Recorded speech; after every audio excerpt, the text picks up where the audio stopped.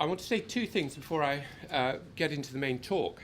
The first is an apology, and the second is something about bringing some of the brilliant themes that we've begun to identify in this morning's session to focus on the work that I'm about to present to you about a scheme of which I'm terribly proud. It's the guardianship service which is being run in Scotland, in which I had the happy chance to evaluate a few years ago.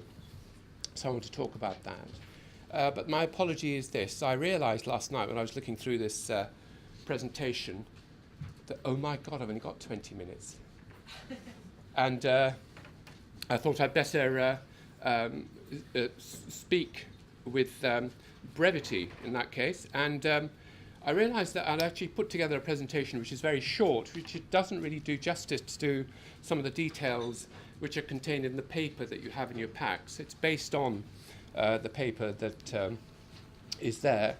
And it felt very much last night like suddenly wanting to bake a cake, and all of the facts that all of the ingredients that you use, all the juicy little nuggets that you introduce into cake baking, I suddenly realised that I'd done a presentation which was like baking a fruit cake without the raisins in it. So my apologies for just using the headlines. So that's the headlines are the things that you're going to hear. And the second thing that I wanted to say, based on the lovely presentations this morning, is that I'm so pleased that the reason that we're here is to think about the following proposition, that amongst the many and varied ways in which young people come to our country or our countries, amongst their various stories, their various trajectories and their various hopes and aspirations, one of the things that they're likely to have experienced is the death of ordinary life. And partly this seminar is constructed on the question of how to breathe back a sense of ordinary living into the lives of children seeking asylum.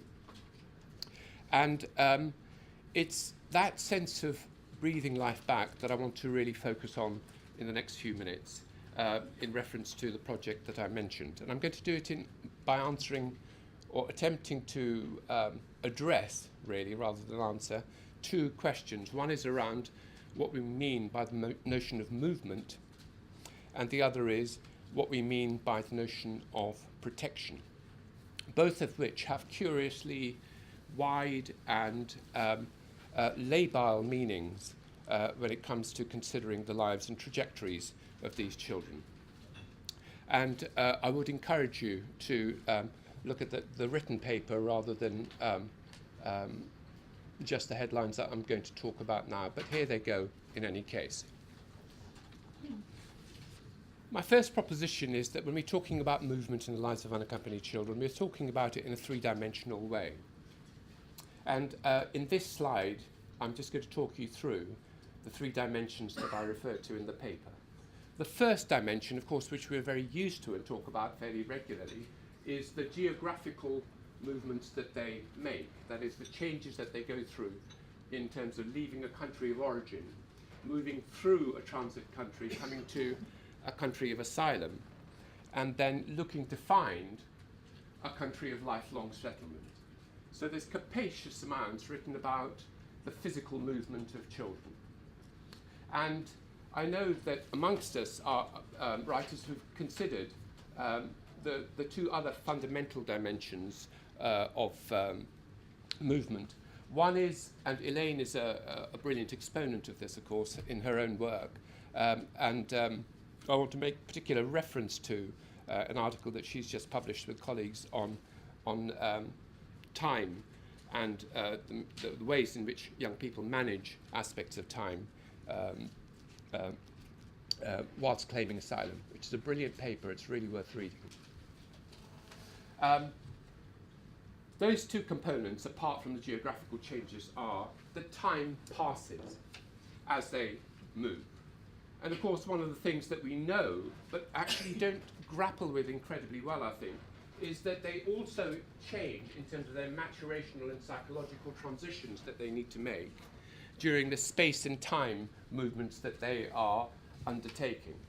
And the ways in which we traditionally track those movements is to think about a child in their country of origin being nested amongst family of origin and peers and communities and state authorities, which for one reason or another generate their forward movements into transit countries where they travel with peers, where agents replace family members, and where things are filled with all sorts of complexities around finding connections with people whilst they're on the move. They arrive to countries like ours in terms of seeking asylum and trying to establish new communities and new networks and sets of relationships, including with carers, as they grow up and as they grow old. And finally, the negotiations that they need to consider in relation to becoming an adult in a new space and establishing or re-establishing enduring networks and communities within the spaces that they have to find a new purchase for life. And this movement from childhood to adolescence to becoming young adults and finally establishing an adult with a particular capacity to live on is of course mediated by the sort of opportunities that they have, the decisions that they make, the consequences of those, and the events that overtake them. And they are continually in these sets of movements balancing dangers or risks and elements of protection. And all of these are mediated by the people that they leave, the people that they encounter as they're moving, and the people that they bond with over time. So in other words, the movements are intricate and worth taking account of three-dimensionally. So that's my kind of headline stuff around the notion of movements. But I was also interested, and I have been more and more drawn to the ways in which legal scaffolding around those movements helps the child to feel better protected in relation to an enduring and durable outcome to their hazardous journeys. And my view on protection is this, that actually people use it as a word fairly regularly without necessarily defining it in very specific ways. And that creates both a problem for us conceptually, and it also creates a possibility, because you can then begin to redefine some of its the meanings in different forms, and some of the parameters of that definition, in my understanding, appear like this. That I think when we commonly think of the Refugee Convention, the 51 Convention, I often think of it as something which is a shield designed to protect somebody from persecution. And it's often a shield which is used to judge and control the movements that children make up and down the line of a refugee determination process. So it's a very linear, singular way of thinking about this need for protection. And if you compare and contrast the Refugee Convention to the 89 Convention on the Rights of the Child, in my view, one of the things that it offers, the Convention on the Rights of the Child offers, is not so much a shield as an embrace. A durable embrace where protection is allowed to re-emerge as the revival of everyday, ordinary life. And in my view, it's used to both protect and to assist children to grow up in the directions that they need to go in order to have a viable life. So I'm not dissing the Refugee Convention, I'm just pointing out that in fact its focus is smaller in scope, in my view, than the broad sweep of the Convention of the Rights of the Child. And when Judith mentioned that we don't have ways of thinking about the rights of children, my invitation to you this afternoon is to focus on the Convention. And it's to focus on it for a number of very important appearing reasons, for the following reasons. One of the ways I think about the Convention is that it allows me to think in connected ways about how children live a life which is in part about the creation and regeneration of social networks, the provision of welfare, and the determination of asylum. That all of these three worlds, these three domains, hang together in a child's life at any one time. And they are, in many respects, living multi-dimensionally in these three replicating systems of care and protection. And that we, in terms of our roles and responsibilities, are arranged somewhere within those fields, and that we have reach within a field, deep down, or across fields more broadly, depending on our place and position. And fostering comes in as part of the sense-making that needs to happen in relation to understanding the child's existence within this multi-dimensional frame. And the convention is a beautiful, elegant instrument in understanding both the depth and breadth of a child's experiences. And it's how that breadth and depth is understood, not just by foster carers, but in this example, by a guardianship scheme in Scotland, is what I wanted to focus on in the second 10 minutes or so. In 2010, a Scottish charity called the Abelard Trust and the Scottish Government and the Paul Hamlyn Foundation funded a scheme to provide a guardian for every child who was appearing in Scotland seeking asylum or was trafficked. And the deal was, and the understanding, the architects of the scheme understood, was that the children would often come in feeling very bewildered, isolated, afraid, not be able to understand systems and functions, and they needed somebody who was a companion for them. And they needed not just a companion in relation to the three areas of seeking asylum, welfare provision, and so on. They also needed somebody who could speak up for them in terms of the decisions that were being taken that affected their lives. And that a guardian was on their side and by their side in relation to their arrival, their stay in Scotland, or their departure from Scotland. The critical role was to be a companion and an advocate on their behalf. And in its original conception, the guardianship scheme tried to do two things. It tried to significantly improve the experience of immigration for children, focusing on the asylum territory, and it tried to promote a model of child-centred practice within welfare, so that things began to connect, they began to interlace and provide a comprehensive understanding both of the child's life and circumstances and better ways on which to base immigration and other decisions. So that was the kind of the basic architecture at the point of design.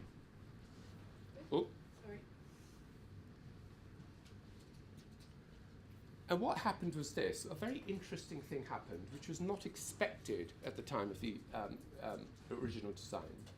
That as the guardians got into their work, they found that they had these formal networks which they had to influence, the networks of well-being and the networks of asylum. So they worked with all of the major providers of such services in a very assertive and precise and purposeful way.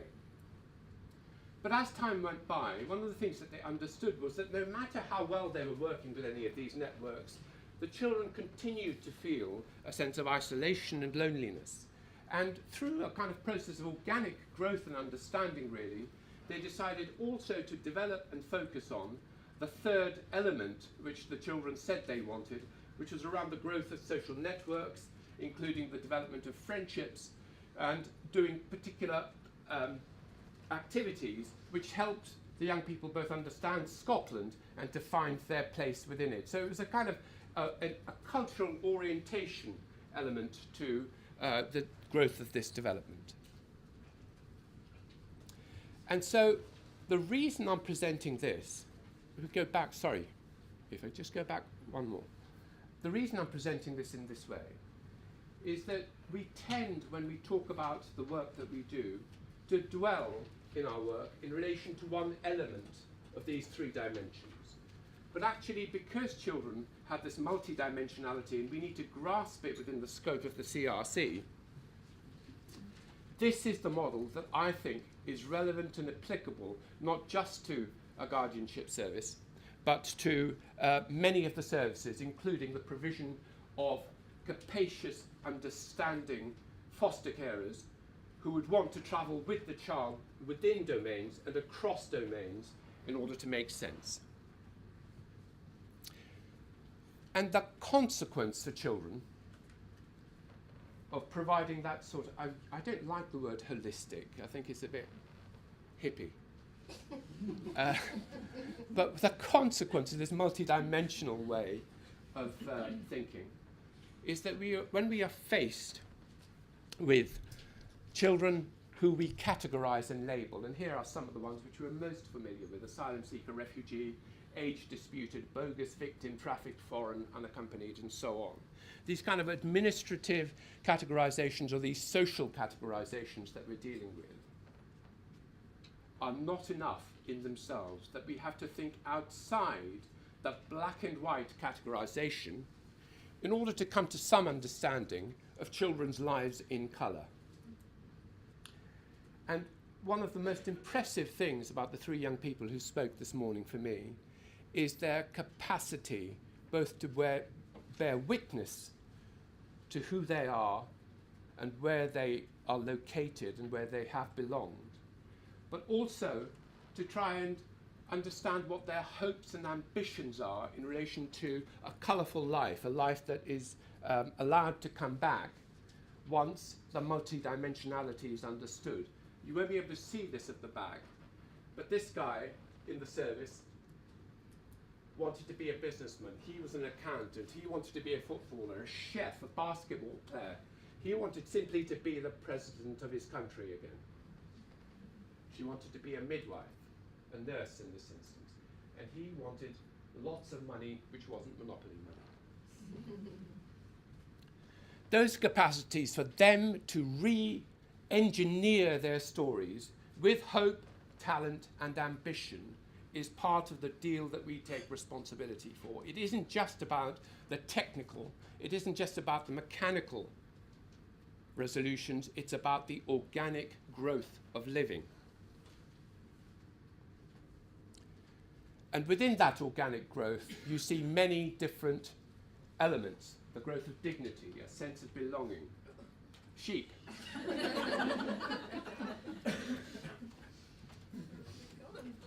This one's unaccompanied. I don't know if anybody noticed. A sense of dignity, a sense of endurance, the provision of safety, the capacity to be an outstanding companion, the re-emergence of ordinariness, and the things we've talked about already. A sense of an untroubled home, being successful in relation to knowing what they can do, pouring in capacious amounts of time, whatever time is available, to make it happen. And the provision of a passport that allows for flexible living. It allows not just for a key in the door to a house, it allows you to go and come back and to move as you please. Protection in that sense, allied to movement, the provision of companionship, the presence of dignity, is what it's about.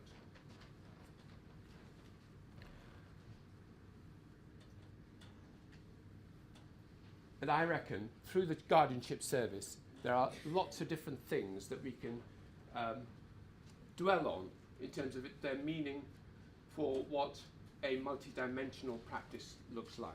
The first thing that we know is that protection isn't a simple, solid word, that its meaning changes over time and across contexts as children are on the move.